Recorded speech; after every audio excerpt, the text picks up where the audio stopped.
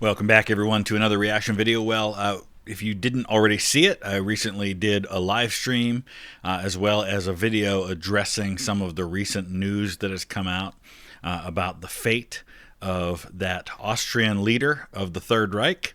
And that has led to a conversation about what happened to many of the other leaders from that regime at the end of World War II. And a channel that I've not taken a look at previously, it's called Brofessor Stein, amazing name by the way, 228,000 subscribers, and he had a video that came out about a week ago called How Every Major Nazi Leader Died. So I thought this would be a great time to take a look at that. I'll put the link down in the description so you can check out Brofessor Stein and all of his other content that he may have on his channel if you like what you see.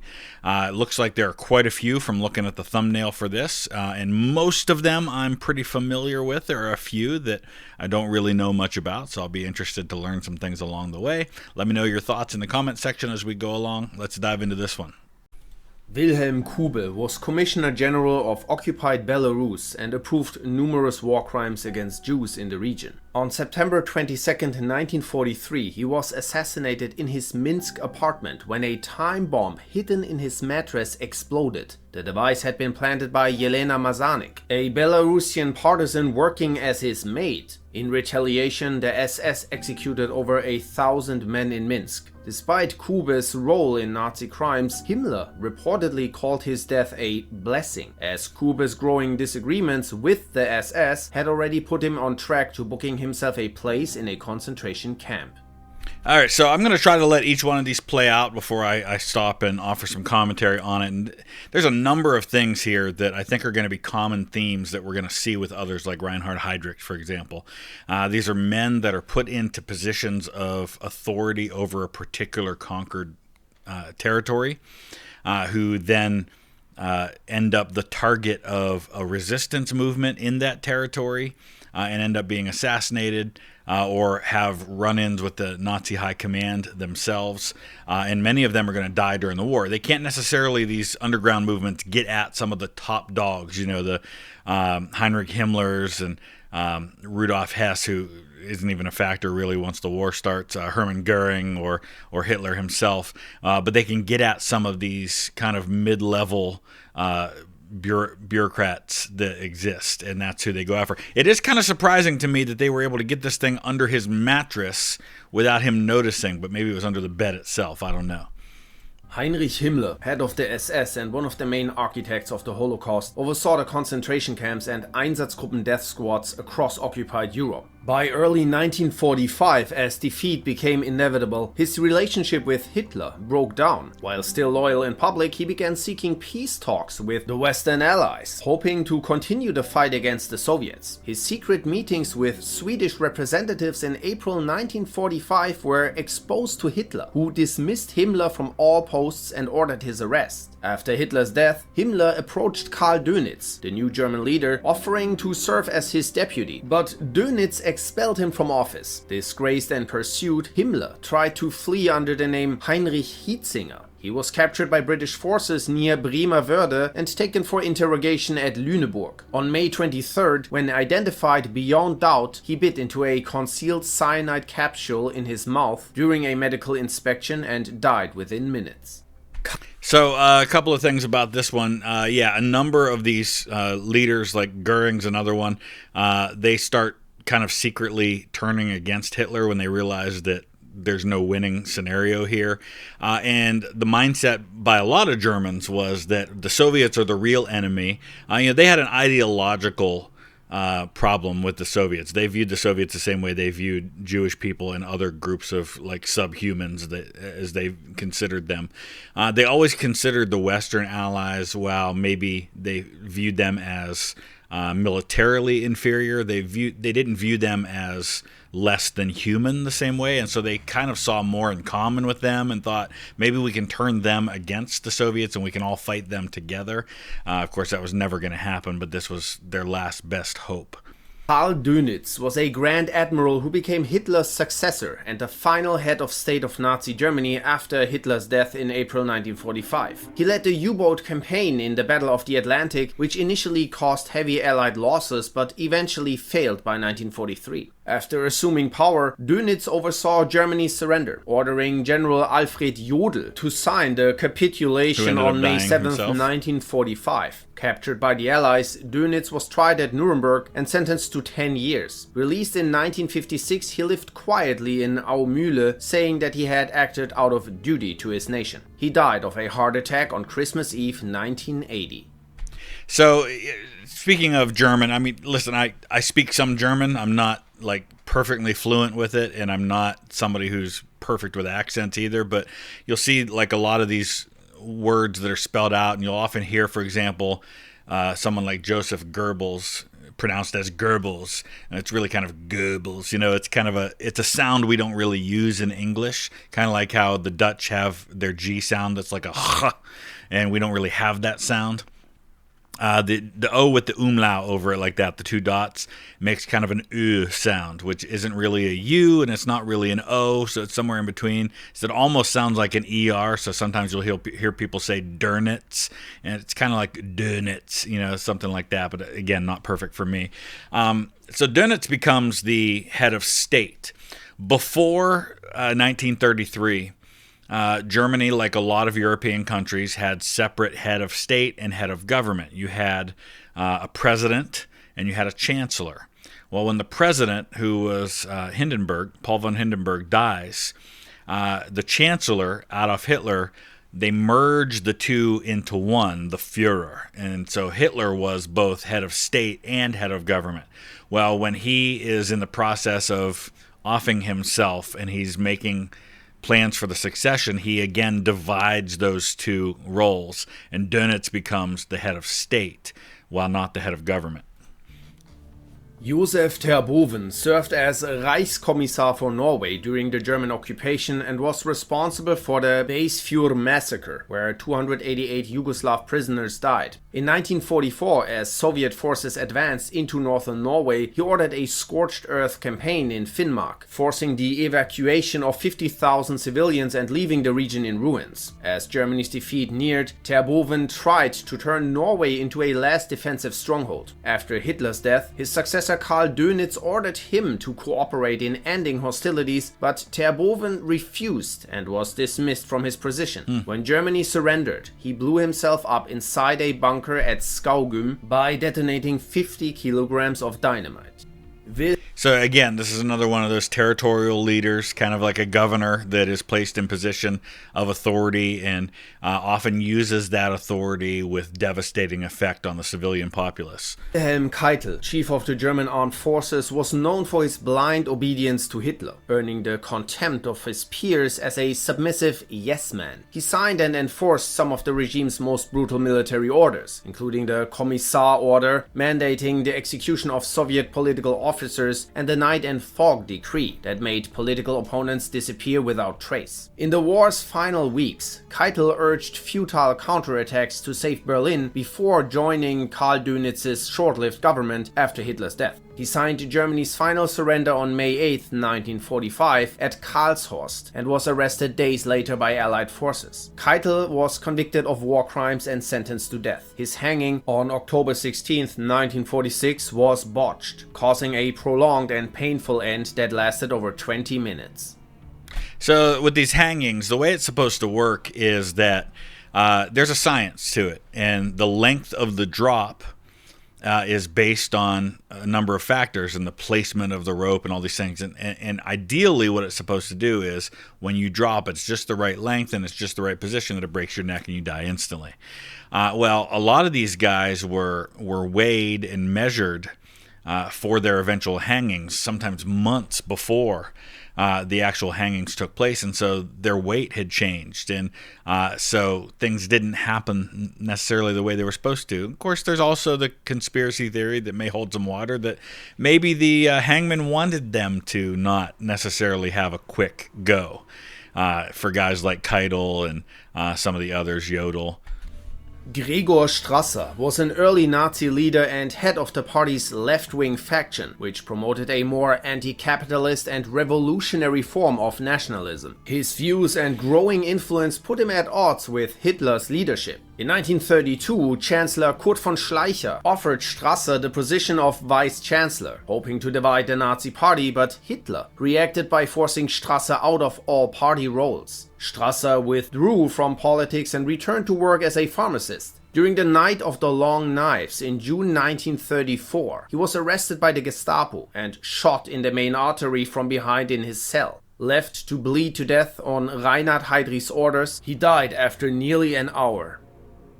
So this is early on. The Night of the Long Knives is one of the first really publicly well-known acts of violence, and this is as much about purging some of the Nazi early high leadership that might potentially rival Hitler. Because remember, I mean, Hitler doesn't start out, like, he didn't found the Nazi Party. He comes in after it's already been started, and he quickly rises to power in large part because of his influence through his oratory skills.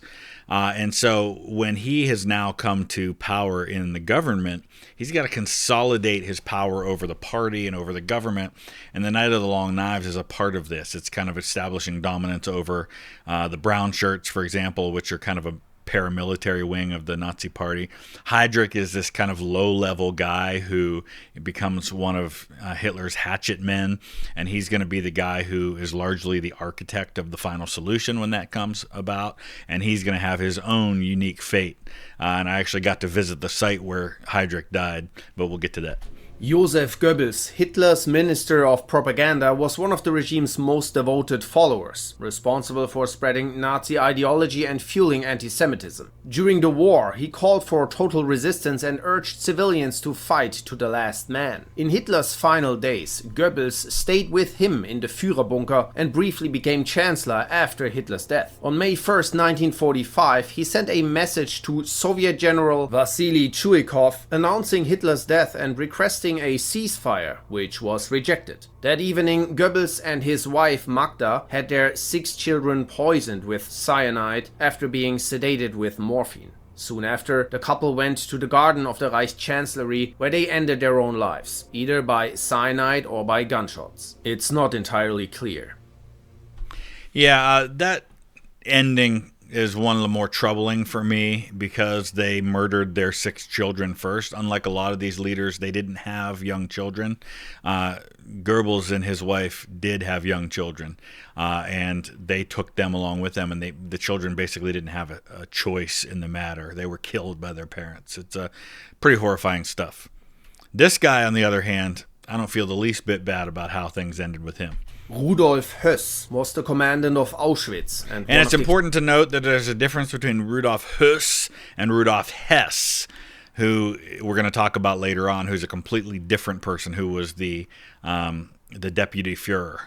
Key figures behind the mass murder of over 1 million people. As Nazi Germany collapsed, he fled under a false identity and hid with his family in Schleswig-Holstein, evading capture for nearly a year. In 1946, Nazi hunter Hans Alexander tracked him down, forcing his wife to reveal his hiding place after beating her son Klaus. When discovered, Höss tried to use a cyanide pill but was captured and handed over to Polish authorities. In April 1947, he was hanged beside the crematorium at Auschwitz. So, interesting about that one, because he wasn't captured right away, he doesn't end up part of the Nuremberg trials. I think he probably would have been a part of the Nuremberg trials, but because he was captured a little bit later and everything was already in motion with Nuremberg, they turned him over to the Polish, which made a lot of sense because Auschwitz is right outside of Krakow. And hanging him in the very camp where he oversaw the mass murder of more than 1 million people, I think is very appropriate and a fitting end. Martin Bormann was Hitler's private secretary, controlling access to Hitler and exerting immense power over domestic policy. He remained in the Führerbunker until the final days of the war, signing Hitler's last will and testament on April 29, 1945, and being named executor of his estate. After Hitler's death, Bormann attempted to escape Soviet-encircled Berlin with a small group. They fled through subway tunnels, crossed the Spree under fire, and made their way toward Lehrte station. Bormann was last seen with SS Dr. Ludwig Stumpfegger. Hitler's driver Erich Kempka later reported he was killed during a Soviet tank blast on May 2, 1945. His remains were discovered near Lehrter Bahnhof decades later. Hermann. Yeah, that's true. I mean, for a long, long time, we didn't know what happened to Martin Bormann, and there's, up until the present, been people who speculate that he somehow survived and lived out his days like many of the high command people think did.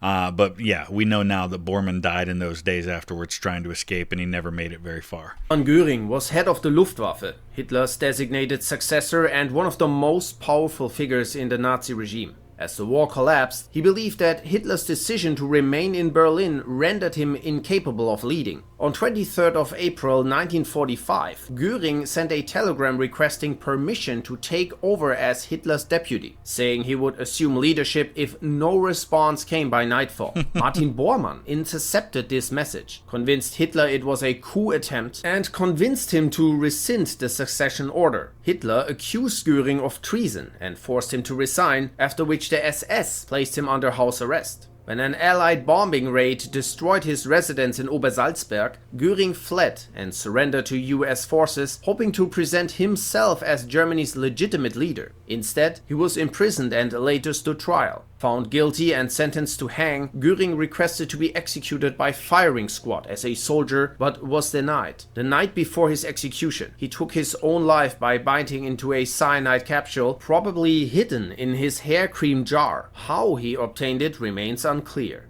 There's speculation that he got in so good with the American Guard that watched his cell that he may have gotten some favors that included being able to smuggle some things in that he shouldn't have had. So interesting fact about Göring, he actually served in the same unit during World War I as the Red Baron, and actually he didn't immediately succeed Manfred von Richthofen to that position, but at some point later on he ended up in Richthofen's position leading that same air unit. And so he was kind of seen as a World War I hero. He was always an air guy. Is one of the main focuses of the new movie Nuremberg, which I haven't had a chance to see yet, but I'm really looking forward to seeing, played by Russell Crowe in that movie. Brilliantly played in a previous movie by a Scottish actor who I think, the same guy that's in Succession, did a phenomenal job, I thought, as Göring in that movie. Hess, Hitler's deputy Führer from 1933 to 41, was a key figure in the Nazi hierarchy until his bizarre solo flight to Scotland in 1941, hoping to negotiate peace with Britain. He was captured and interrogated for a year, though much of what he revealed remains classified. After the war, Hess was convicted and sentenced to life imprisonment. From 1966 onward, he was the only inmate in Berlin's Spandau prison watched constantly. On August 17, 1987, at age 93, he was found dead in a small garden hut within the prison, having hanged himself with an electrical cord. Some relatives and his lawyer have claimed he was taken out by MI6, arguing he was too frail to do it himself.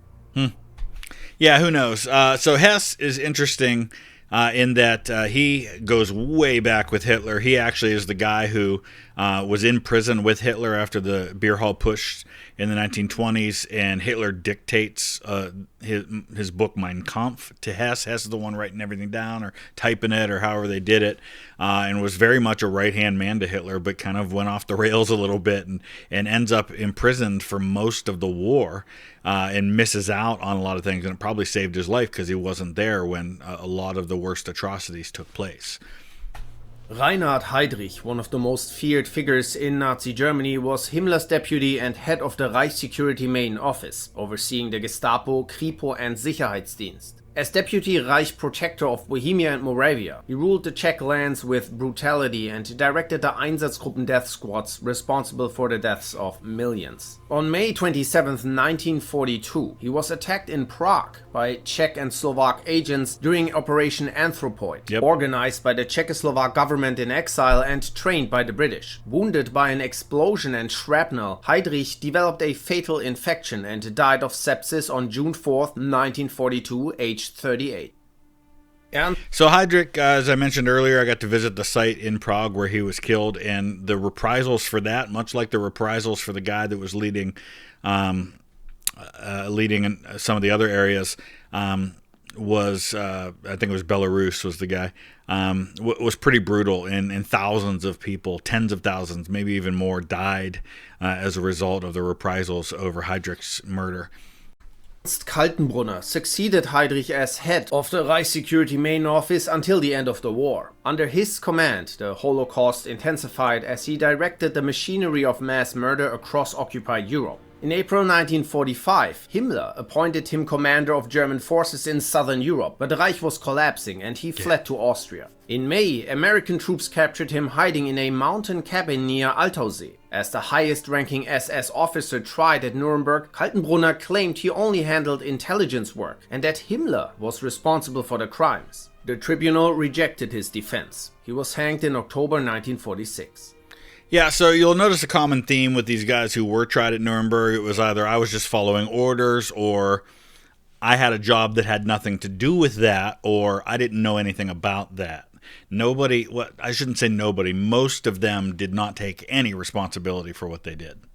Heinrich Müller was chief of the Gestapo and reported directly to Reinhard Heydrich. He was last confirmed seen in Hitler's bunker on May 1st, 1945, as others prepared to flee Berlin, after which he vanished without a trace. His disappearance became one of the great post-war mysteries. Some claimed he was killed during the fall of Berlin, others that he was captured by the Soviets or escaped to South America. Reports surfaced over the years suggesting his body had been found in various locations, including near the Reich Chancellery or buried in a Berlin mass grave, but none were conclusively proven. To this day, his fate remains unresolved, making him the highest-ranking Nazi never confirmed dead or captured. Yeah, I think that's probably the most reasonable outcome, is that he died and in some way just they never knew who it was, and he was blown up or he was killed in some way that his body was not identifiable afterwards. Joachim von Ribbentrop, Hitler's foreign minister, negotiated a pact of steel with Italy and the Molotov-Ribbentrop Pact with the Soviet Union, which secured Germany's eastern flank before the invasion of Poland. After Hitler's death, he sought a role in Dönitz's government but was rejected and went into hiding in Hamburg. Captured in June 1945, he was found carrying a letter addressed to Churchill, defending Hitler and blaming Britain for the rise of Bolshevism. At Nuremberg, Ribbentrop claimed to have been misled by Hitler's repeated claims of wanting peace, but the tribunal held him accountable. On October 16, 1946, he was the first to be executed by hanging. The drop was miscalculated and he died slowly by strangulation over 14 minutes. Ernst Röhm, a close friend of Hitler and head of the Sturmabteilung, was instrumental in Hitler's rise to power but later became a liability. He advocated for a second revolution that would nationalize land and industry and sought to replace the regular army with his SA forces, alarming the military and Hitler's industrial supporters. Under mounting pressure from President Hindenburg and the army, Hitler authorized a purge to eliminate Röhm and his faction. Fabricated evidence prepared by Himmler and Heydrich alleged that Röhm had accepted millions from France to overthrow Hitler. On June 30th, 1934, during the Night of the Long Knives, Röhm and other SA leaders were arrested. Initially spared due to his past loyalty, Röhm was later given a pistol in his cell at Stadelheim prison and told he had 10 minutes to take his own life. When he refused, declaring that Hitler should do it himself, SS officers Theodor Eicke and Michael Lippert entered his cell and shot him multiple times. Alfred. Yeah, so Röhm is one of the guys I alluded to earlier, who's part of that old guard of the National Socialist Party, who was really more of a National Socialist than Hitler and the others that rise to power.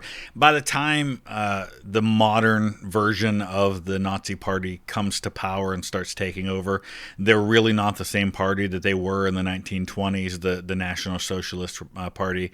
It's really that only in name. So Röhm and other guys like him, his brown shirts, they need to go because they represent that old guard, the old way of doing things.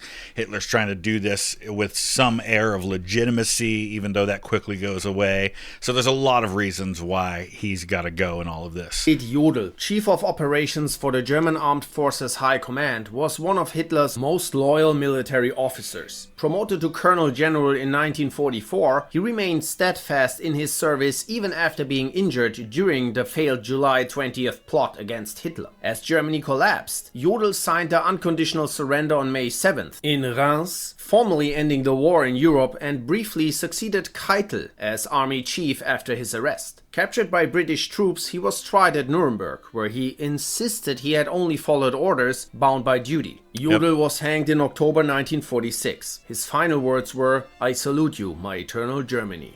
So Jodel's interesting because he's one of the guys who we have on film signing the instruments of surrender at Reims, and then he ends up later being tried at Nuremberg and convicted and executed. It's just kind of fascinating to watch that kind of go from a respected, at least on the surface, and seen as legitimate authority and kind of in the same room with Allied high command to becoming a criminal who is tried and convicted for his crimes. Adolf Hitler, dictator of Nazi Germany, spent his final months in the Führerbunker under the Reich Chancellery as his empire collapsed. By April 1945, Soviet forces had encircled Berlin, while the Western Allies advanced from the west. Yet Hitler refused to surrender, convinced that counterattacks could still turn the tide. On April 20th, he made his last appearance in public, presenting medals to Hitler Youth members defending Berlin before retreating underground. As the Soviets entered the city, he married Eva Braun on April 29th, as Berlin was hit by artillery strikes. Upon learning of Mussolini's execution the next day, he resolved not to be captured alive. On April 30th, 1945, Hitler and Braun took their lives. Hitler by gunshot to the head, Braun by cyanide poisoning. Despite theories suggesting his escape, overwhelming evidence confirms Hitler died in Berlin. Yep, 100%. And yeah, you can visit the site to this day. It's the parking lot of an apartment complex, just right. I mean, it's literally within sight of the Holocaust Memorial and the Brandenburg Gate and the Reichstag. They're all really close to each other there. You can kind of visit all of them all at one time. It's a pretty fascinating place to visit. Wilhelm Canaris was head of the military intelligence service Abwehr. He supported Hitler at first, but grew disillusioned with the regime. As Germany plunged deeper into war, he secretly turned against Hitler, using his intelligence position to undermine Nazi operations and pass information to the Allies. In 1940, he sabotaged Hitler's plan to invade Gibraltar by advising Franco against cooperation, ensuring Spain's neutrality. His covert resistance eventually drew suspicion. Pressured by Himmler, Hitler dismissed him in February 1944 and dissolved the Abwehr. After the July plot failed, Canaris was implicated as a key instigator, arrested and brutally interrogated by the Gestapo. In February 1945, he was transferred to Flossenbürg concentration camp, where he was stripped naked and executed by hanging on April 9th, 1945. Yeah, so Flossenbürg, this is the same place that you have some of the most famous deaths that take place during the war, including the death of, I'm drawing complete, Dietrich Bonhoeffer, who died at Flossenbürg as well. My friend JD has a fascinating couple of videos that he made at Flossenbürg site.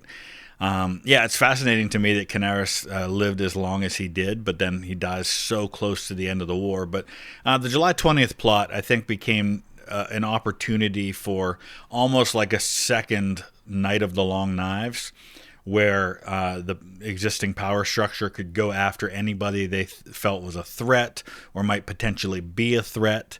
And this is when you're going to have guys like Rommel. They get caught up in all of it, whether or not he had some direct role in the plot. He had enough implication that they were able to take him out with that plot. According to SS commander Jürgen Stroop, he was hanged on a butcher's hook.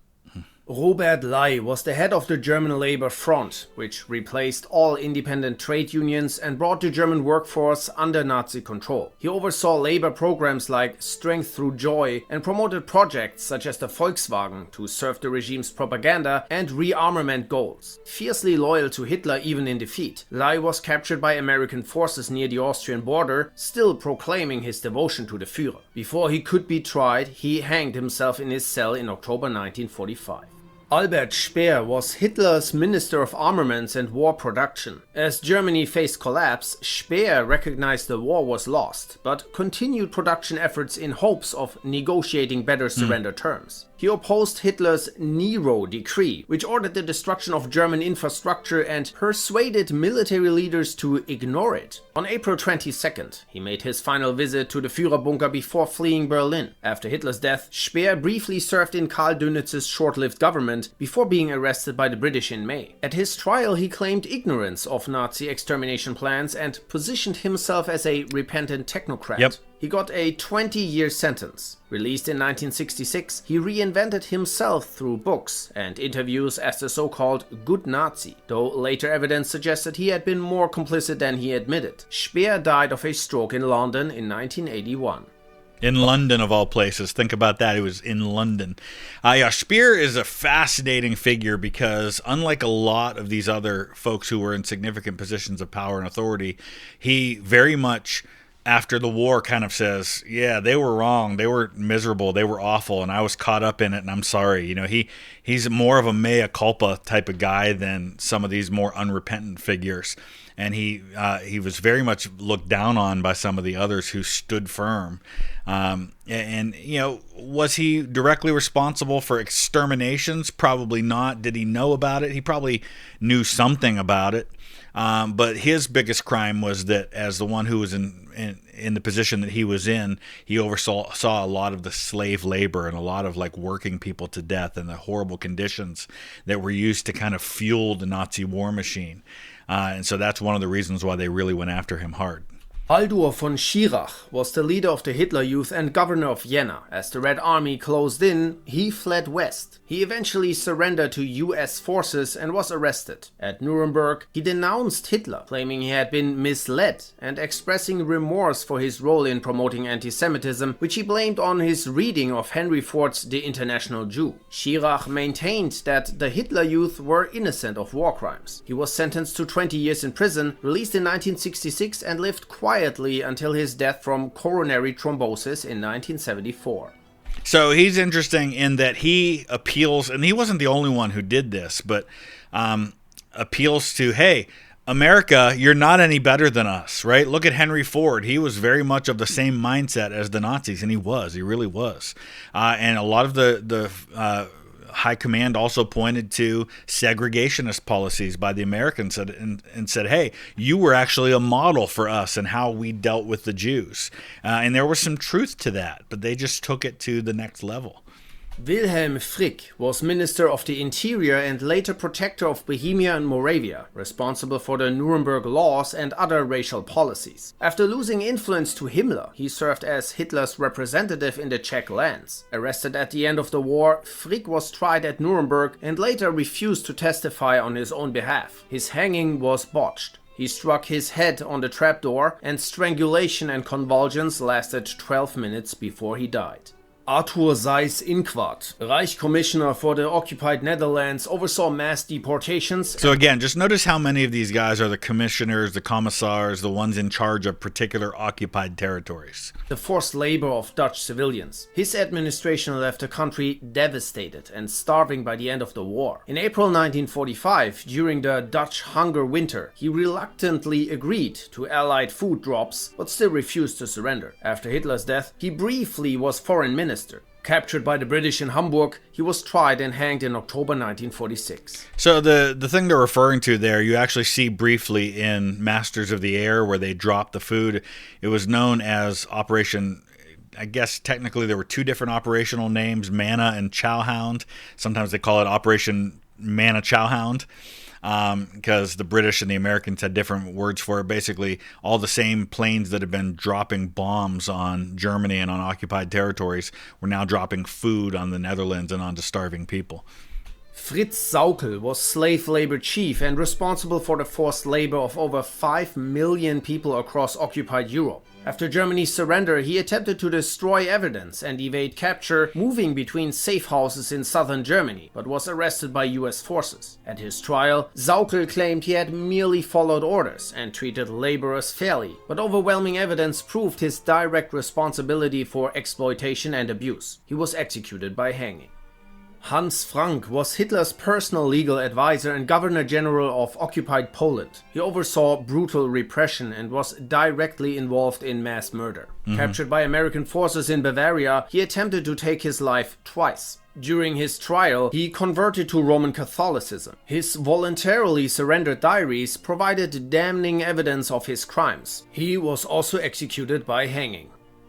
Yeah, so I mean, if you're Hans Frank and you're in charge of the nation where more people were exterminated than from any other nation that you occupy, with maybe the exception of the Soviets, there's no chance you're getting out of this alive. Franz Xaver Schwarz was the Nazi Party's Reich treasurer, managing finances, and one of the highest-ranking members of the SS. After Germany's defeat, he was arrested by the Americans and held at Camp Ashcan before being transferred to another camp near Regensburg. He died there in 1947 from recurring stomach problems at the age of 72. All right, so that was really good. He just kind of got right to the point, didn't have a lot of fluff there, just gave very matter-of-fact, here's the information. No trying to interpret it, no trying to spin it, no trying to tell us what to think of it. I thought that was really well done. So I think that's definitely a channel that we'll take a look at more. So if you have specific videos from him that you see on his channel, you think it would be good for us to take a look at and take a deep dive into, let me know. Thanks for watching.